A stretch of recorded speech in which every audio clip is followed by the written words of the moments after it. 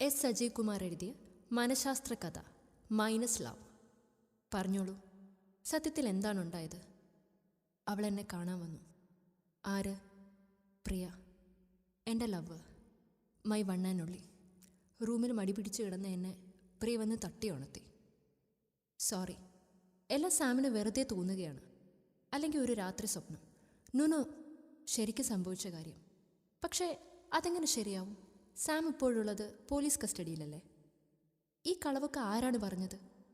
ഇത് കളവല്ല, സത്യം. പക്ഷേ എങ്കിൽ ഞാൻ നിങ്ങളുടെ മുന്നിലിരിക്കുന്നത് എങ്ങനെ?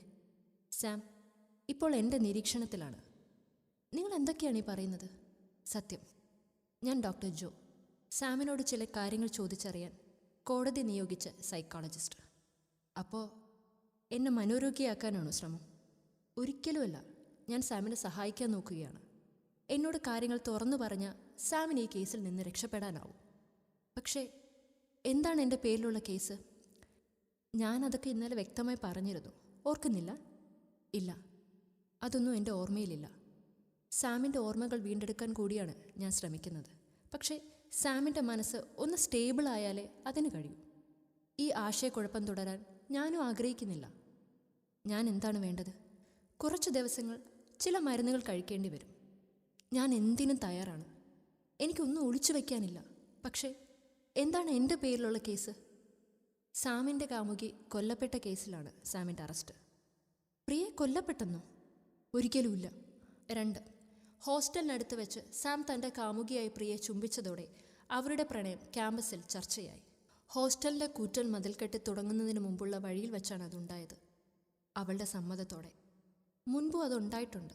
പക്ഷേ ഇത്തവണ ഹോസ്റ്റൽ വാർഡൻ അതുവഴി കാറിൽ കടന്നുപോയി.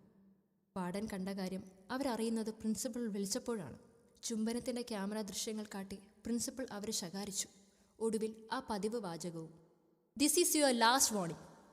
അതോടെ എല്ലാം അവസാനിച്ചെന്നവർ കരുതി. പക്ഷേ ഏതോ മോറൽ പോലീസിംഗ് ഗ്രൂപ്പ് സോഷ്യൽ മീഡിയയിൽ അത് പ്രചരിപ്പിച്ച് വിവാദമാക്കി. ചാനൽ ചർച്ചകൾ അത് ആഗോള പ്രശ്നമാക്കി. അതോടെ കോളേജ് അധികൃതരും വീട്ടുകാരും കൂടുതൽ സമ്മർദ്ദത്തിലായി. പക്ഷേ ഒടുവിൽ രണ്ടാളുടെയും വീട്ടുകാർ പ്രണയത്തിന് പച്ചക്കൊടി കാട്ടി, ചില ഉപാധികളോടെ. ഇരുവരും പഠനം പൂർത്തിയാക്കി ജോലി നേടിക്കഴിഞ്ഞാൽ വിവാഹം. എങ്കിലും 3 വർഷം കഴിഞ്ഞപ്പോൾ പ്രിയയുടെ വീട്ടുകാർ വിവാഹ നിശ്ചയം വേണമെന്ന ആവശ്യം മുന്നോട്ട് വച്ചു. താമസിയാതെ വിവാഹ നിശ്ചയം ഗംഭീരമായി നടന്നു. വിവാഹം അധികം വൈകാതെ ഉണ്ടാവുമെന്ന പ്രഖ്യാപനത്തോടെ. പക്ഷേ 2 വർഷത്തിന് ശേഷം ആരും വിചാരിക്കാത്ത 2 കാര്യങ്ങളുണ്ടായി. 1, സാം വിവാഹത്തിൽ നിന്ന് പിന്മാറിയെന്ന് പ്രചരിച്ചു. 2, പ്രിയ ആത്മഹത്യക്ക് ശ്രമിച്ചു. എന്നാൽ അക്കാര്യങ്ങൾ വിശദീകരിക്കാൻ അവർ രണ്ടാളും തയ്യാറായില്ല. അവരുടെ വീട്ടുകാരും നിശബ്ദത പാലിച്ചു. സാം പിന്മാറിയത് കൊണ്ടാണോ പ്രിയ ആത്മഹത്യക്ക് ശ്രമിച്ചെന്ന ചോദ്യം അന്തരീക്ഷത്തിൽ നിന്നു. രണ്ടാളും നാട്ടിൽ അല്ലായിരുന്നതുകൊണ്ട് അവർക്കിടയിൽ എന്താണ് സംഭവിച്ചതെന്ന് ആർക്കും അറിയില്ലായിരുന്നു. മാസങ്ങൾ കഴിഞ്ഞ് അവർ തിരിച്ചെത്തിയപ്പോഴാകട്ടെ അവർ രണ്ടാളും സുഹൃത്തുക്കളെപ്പോലെ തുടരുന്നതാണ് നാട്ടുകാർ കണ്ടത്. പണ്ടേ അവർക്കൊപ്പം കാണാറുള്ള കൂട്ടുകാരുടെ സംഘവും പഴയ പോലെ അവർക്കൊപ്പം കാണപ്പെട്ടു. എല്ലാവരും അതൊക്കെ മറന്നു തുടങ്ങിയപ്പോഴാണ് ആ ഞെട്ടിക്കുന്ന സംഭവം. സാം ഉൾപ്പെടെയുള്ള കൂട്ടുകാർക്കൊപ്പം വിനോദയാത്ര പോയ പ്രിയ ഒഴുക്കിൽപ്പെട്ടു മരിച്ചു. പുഴയിൽ നീന്തുന്നതിനിടെ ചുഴിയിൽപ്പെട്ടായിരുന്നു അപകടം. സാം ഉൾപ്പെടെ 9 പേരാണ് സംഘത്തിലുണ്ടായിരുന്നത്. അതിൽ 2 പേർ പെൺകുട്ടികൾ. സ്കൂൾ തലം മുതൽ കൂട്ടുകാരായിരുന്നവർ എല്ലാ വർഷവും വിനോദയാത്ര പോവുക പതിവായിരുന്നു. അതുകൊണ്ട് യാത്രയ്ക്കിടെയുണ്ടായ ഒരു അപകടമായി തന്നെ നാട്ടുകാർ അതിനെ കണ്ടു. പക്ഷേ ആ മുങ്ങിമരണവുമായി ബന്ധപ്പെട്ട ദൃശ്യങ്ങൾ ആരോ സോഷ്യൽ മീഡിയയിൽ ഷെയർ ചെയ്തു. അതോടെ സാം സംശയത്തിൻ്റെ നിഴലിലായി. പ്രിയയുടെ ബന്ധുക്കൾ അത് ഏറ്റെടുത്ത് പോലീസിൽ പരാതിപ്പെട്ടു. സാമിനും കൂട്ടുകാർക്കും അപരിചിതനായ ഏതോ ഒരാളാണ് വീഡിയോ ചിത്രീകരിച്ചത്. അയാളെ പോലീസ് വളരെ വേഗം കണ്ടെത്തി. അപകട സൂചന ബോർഡുകൾ അവഗണിച്ച് അവർ സ്വിമ്മിംഗ് തുടർന്നതുകൊണ്ടാണ് താൻ വീഡിയോ എടുത്തതെന്ന് അയാൾ പറഞ്ഞു. പോലീസ് അത് ശരിവച്ചു. കാരണം സാമും പ്രിയയും കൂടുതൽ അപകടം പിടിച്ച ഭാഗത്തേക്ക് നീങ്ങി തുടങ്ങിയത് കണ്ട ചിലർ ഉറക്കെ വിളിച്ച് അവരെ പിന്തിരിപ്പിക്കാൻ ശ്രമിക്കുന്ന ദൃശ്യങ്ങളും ആ വീഡിയോയിലുണ്ടായിരുന്നു. ആഴമേറിയ ചുഴിയിൽപ്പെട്ട് ഏറെ പേർ മരിച്ചിട്ടുള്ള ഭാഗത്തേക്ക് കടന്നത് സാമും പ്രിയയും മാത്രമായിരുന്നു. ആ ഭാഗം മാത്രമാണ് അയാൾ ഇൻസ്റ്റാഗ്രാമിൽ പോസ്റ്റ് ചെയ്തത്. അത് കണ്ടാൽ സാമും പ്രിയയും തമ്മിൽ കലഹിക്കുന്നതായി തോന്നും. വീഡിയോയിലെ സാമിൻ്റെ ശരീരഭാഷ ദുരൂഹമാണെന്ന് പറഞ്ഞ് പ്രിയയുടെ ബന്ധുക്കൾ ആരോപണത്തിന് മൂർച്ച കൂട്ടി. ആളുകൾ ദൃശ്യങ്ങൾ സൂം ചെയ്ത് പലതും പ്രചരിപ്പിച്ചു. അപകട ദിശയിലേക്ക് നീങ്ങുമ്പോൾ സാം പലതവണ പ്രിയെ ബലം പ്രയോഗിച്ച് തള്ളിമാറ്റി ഒടുവിൽ ഒഴുക്കിലേക്ക് തള്ളിയിട്ടു എന്നൊക്കെ വ്യാഖ്യാനിക്കപ്പെട്ടു. പക്ഷേ പോസ്റ്റ്മോർട്ടം റിപ്പോർട്ട് സ്വാഭാവിക മുങ്ങിമരണമാണ് സ്ഥിരീകരിച്ചത്. എന്നാൽ അപ്പോഴും നിലനിന്ന ദുരൂഹതയും ദൃശ്യങ്ങളുടെ അവ്യക്തതയും നീക്കാനായി കൂടുതൽ ശാസ്ത്രീയ പരിശോധനകൾ നടത്താൻ കോടതി ശ്രമിച്ചു. വിദഗ്ധ പരിശോധന റിപ്പോർട്ട് ഇപ്രകാരമായിരുന്നു: സാമും പ്രിയയും മറ്റുള്ളവരിൽ നിന്ന് അകന്നു മാറിയതും അവർ വളരെ സീരിയസായ എന്തോ സംസാരിച്ചതും വ്യക്തമാണ്. പക്ഷേ അപകടം പതിയിരുന്ന ആ കോണിലേക്ക് ആദ്യം നീങ്ങിയത് പ്രിയയാണ്. മാത്രമല്ല, അവർ തമ്മിലുള്ള സംസാരത്തിന് തുടക്കമിട്ടതും അത് തുടരാൻ ശ്രമിച്ചതും പ്രിയ തന്നെയാണ്. അവർ വളരെ ഇമോഷണലായാണ് സംസാരിച്ചതെന്ന് ഊഹിക്കാനാവും. പക്ഷേ സംസാരത്തിൻ്റെ ഉള്ളടക്കം കണ്ടെത്താനുള്ള ക്ലാരിറ്റി ദൃശ്യങ്ങൾക്കില്ല. ആ ദൃശ്യങ്ങൾ കൃത്യമായി വിശദീകരിക്കാൻ കഴിയുക സാമിന് മാത്രമാണെന്ന് കോടതി നിരീക്ഷിച്ചു. അതേസമയം സാം കോടതിയിൽ പറഞ്ഞുകൊണ്ടിരുന്നത് പരസ്പര ബന്ധമില്ലാത്ത കാര്യങ്ങളാണ്. ആ സാഹചര്യത്തിൽ സാമിൻ്റെ മനോനില പരിശോധിക്കാൻ കോടതി തീരുമാനിച്ചു. അങ്ങനെയാണ് സാം ഡോക്ടർ ജോയുടെ മുന്നിലെത്തുന്നത്. 3. 4-5 ആഴ്ചകൾക്ക് ശേഷം സാം തൻ്റെ നോർമൽസി വീണ്ടെടുത്തു. ഇപ്പോൾ സാമിൻ്റെ ശരീരം പൂർണ്ണ വിശ്രമാവസ്ഥയിലും മനസ്സൊരു ഫ്രീ അസോസിയേഷൻ മോഡിലുമാണ്. മനസ്സിലേക്ക് കടന്നു വരുന്ന എല്ലാം പറയുക. ശരി തെറ്റുകളെപ്പറ്റി ഒന്നും ആലോചിക്കേണ്ട. അടുക്കുചിട്ട പരസ്പര ബന്ധം ഒന്നും വേണ്ട. എന്തൊക്കെ മനസ്സിലേക്ക് കടന്നു വരുന്നു അതൊക്കെ പറയുക, ഡോക്ടർ ജോ പറഞ്ഞു. ചില നിമിഷങ്ങൾ നീണ്ട മൗനത്തിനു ശേഷം സാം മനസ്സ് തുറന്നു. സത്യത്തിൽ ഞാൻ വിവാഹത്തിൽ നിന്ന് പിന്മാറിയത് പ്രിയ ആവശ്യപ്പെട്ടിട്ടാണ്. +1 മുതലേ ഞങ്ങൾ പ്രണയത്തിലായിരുന്നു. ഹോസ്റ്റലിനരികെ നിന്ന് പിടിക്കപ്പെട്ടത്, വിവാഹ നിശ്ചയം ഒക്കെ പ്രണയം കൂടുതൽ ശക്തമാക്കി. പഠനം കഴിഞ്ഞ് ഞാൻ ഡൽഹിയിലും പ്രിയ ബാംഗ്ലൂരിലേക്കും ജോലിയിൽ പ്രവേശിച്ചു. ഏതാണ്ട് 1 വർഷം കഴിഞ്ഞാണത്. പ്രിയയ്ക്ക് എന്തോ സംഭവിച്ചു. പെട്ടെന്നൊരു ദിവസം വാട്സപ്പ് സന്ദേശങ്ങളും ഫോൺ കോളുകളും വരാതായി. ഞാൻ അങ്ങോട്ട് വിളിച്ചപ്പോൾ പ്രിയ ഫോൺ എടുത്തില്ല. 4-5 തവണ വിളിച്ചപ്പോൾ ഫോൺ എടുത്ത് വല്ലാതെ ഇൻഡിഫറൻ്റായി സംസാരിച്ചു. ഒരാഴ്ച കഴിഞ്ഞ് വീണ്ടും വിളിച്ചപ്പോൾ ഫോൺ എടുത്ത് സോറി ഞാൻ പിന്നീട് വിളിക്കാം എന്ന് പറഞ്ഞ് കട്ടാക്കി. അങ്ങനെ 4-5 ആഴ്ച. എനിക്ക് വർക്കിൽ ശ്രദ്ധിക്കാനായില്ല, ഉറങ്ങാനായില്ല. ഒടുവിൽ ഞാൻ ബാംഗ്ലൂരിലേക്ക് ചെന്നു. പ്രിയ താമസിച്ചിരുന്ന ഫ്ലാറ്റിലെ കോളിംഗ് ബെൽ അമർത്തി. അവൾക്കൊപ്പം താമസിച്ചിരുന്ന കൂട്ടുകാരി വാതിൽ തുറന്നു. നേരത്തെ കണ്ടിട്ടുള്ളതുകൊണ്ട് പരിചയപ്പെടുത്തേണ്ടി വന്നില്ല. ഒരുപാട് സംസാരിക്കാറുള്ള അവർ എന്തു പറയണമെന്നറിയാതെ പരുങ്ങി. പക്ഷേ അടുത്ത നിമിഷം എൻ്റെ അകത്തേക്ക് ക്ഷണിച്ചു. പ്രിയ വിളിക്കാനാണോ വന്നത്? അവൾ ചോദിച്ചു. ഒരു സർപ്രൈസ് കൊടുക്കാമെന്ന് കരുതി. അവൾ മറ്റൊരു ഫ്ലാറ്റിലേക്ക് മാറിയിട്ട് കുറേ നാളായി. ആണോ? എന്തു പറ്റി? എന്തു പറയണമെന്നറിയാതെ അവൾ കുഴങ്ങി. എന്തായാലും സർപ്രൈസ് കുറയ്ക്കണ്ട, പുതിയ അഡ്രസ്സൊന്നും തന്നേക്ക്, ഞാൻ പറഞ്ഞു.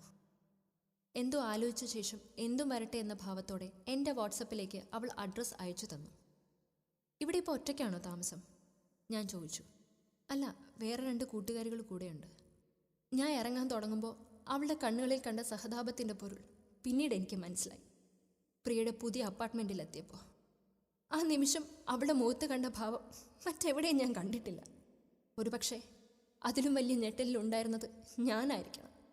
എന്തെന്നാൽ പ്രിയ പതറിയ സ്വരത്തിൽ പറഞ്ഞ കാര്യങ്ങളിൽ നിന്ന് എനിക്ക് മനസ്സിലായത് ഇത്ര മാത്രമാണ്: പ്രിയ മറ്റൊരു റിലേഷൻഷിപ്പിലാണ്.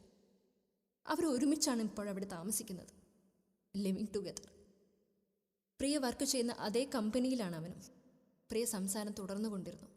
പക്ഷേ ഞാൻ ഇറങ്ങി നടന്നു. സത്യത്തിൽ ആ ബ്രേക്കപ്പ് എന്നെ മാത്രം ബാധിക്കുന്ന ഒന്നാണെന്ന് എനിക്ക് തോന്നി. ആ തോന്നൽ എൻ്റെ ദിവസങ്ങളെ, പ്രത്യേകിച്ച് കരിയറിനെ ബാധിക്കാതിരിക്കാൻ എനിക്ക് ഒരുപാട് പണിപ്പെടേണ്ടി വന്നു. ഒരു ക്ഷമാപണോ കരച്ചിലോ പോലെ അവൾ എനിക്ക് അയച്ച ടെക്സ്റ്റ് മെസ്സേജുകൾ, ഓഡിയോ സന്ദേശങ്ങൾ, സ്വയം തിരിച്ചു പിടിക്കാൻ അതൊന്നും എന്നെ സഹായിച്ചില്ല. എങ്കിലും അക്കാര്യങ്ങൾ ആരോടും പറയരുതെന്ന പ്രിയയുടെ അഭ്യർത്ഥന മാത്രം ഞാൻ സ്വീകരിച്ചു. ഞാനും അവളും വിവാഹത്തിൽ നിന്ന് പിന്മാറാൻ തീരുമാനിച്ചെന്നാണ് അവൾ വീട്ടുകാരെ അറിയിച്ചത്. പക്ഷേ ഞാൻ വിവാഹത്തിൽ നിന്ന് പിന്മാറിയെന്ന് പ്രചരിച്ചു.